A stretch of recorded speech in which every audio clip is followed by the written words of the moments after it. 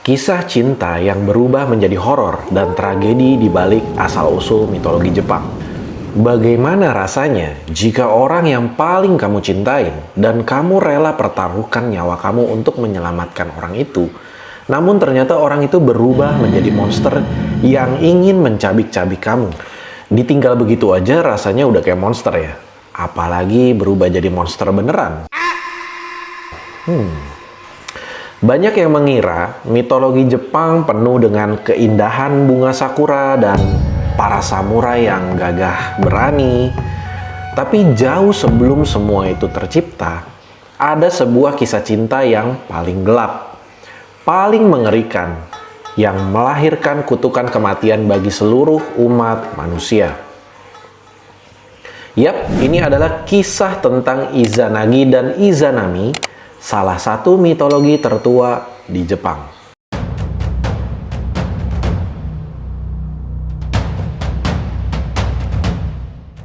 Kisah ini berasal dari kitab kuno di Jepang yang bernama Kojiki. Kojiki ini adalah buku catatan sejarah dan mitologi tertua di Jepang yang selesai disusun pada tahun 712 Masehi oleh Ono Yasumaro. Gimana nyebutnya ya? You suck! Ono Yasumaro atas perintah permaisuri Genmei.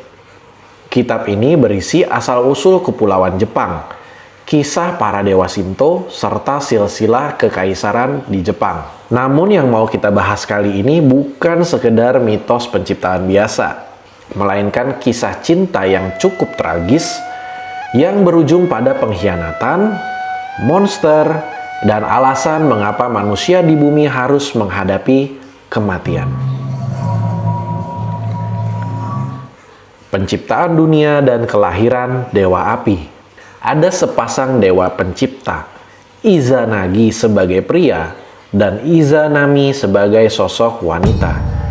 Turun dari surga menggunakan tombak permata untuk menciptakan kepulauan Jepang dan melahirkan berbagai dewa alam.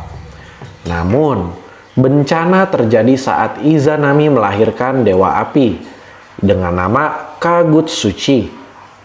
Tubuhnya terbakar parah yang berujung pada kematiannya dan ia dikirim ke Yomi no Kuni atau dunia bawah tanah atau alam orang mati. Perjalanan nekat ke dunia orang mati. Izanagi yang dilanda duka yang sangat mendalam menolak menyerah begitu saja.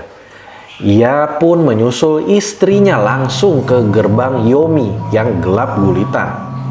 Izanami menyambutnya dari balik kegelapan dan memperingatkan Izanagi untuk tidak menyalakan api atau melihat wujudnya saat ia mencoba merundingkan kepulangannya dengan para penguasa dunia bawah.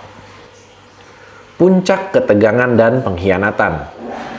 Karena terlalu lama menunggu, Izanagi tidak sabar. Ia mematahkan gigi dari sisirnya, membakarnya sebagai obor, dan menyalakannya. Apa yang ia lihat sangat mengerikan. Tubuh Izanami sudah membusuk, dipenuhi belatung, dan dikelilingi oleh 8 dewa petir penunggu neraka. Serem banget guys. Pelarian dan kutukan abadi. Ketakutan luar biasa membuat Izanagi lari terbirit-birit, merasa dikhianati dan dipermalukan karena wujud aslinya dilihat begitu saja. Izanami murka dan mengejar Izanagi bersama pasukan monster dari dunia bawah. Setelah berhasil melarikan diri dan menutup gerbang Yomi dengan batu besar, terjadilah dialog terakhir yang paling ikonik. Izanami berkata, "Aku akan mencekik 1000 manusia setiap harinya." Izanagi menjawab, "Jika kamu melakukan itu, aku akan membangun 1500 rumah bersalin setiap harinya."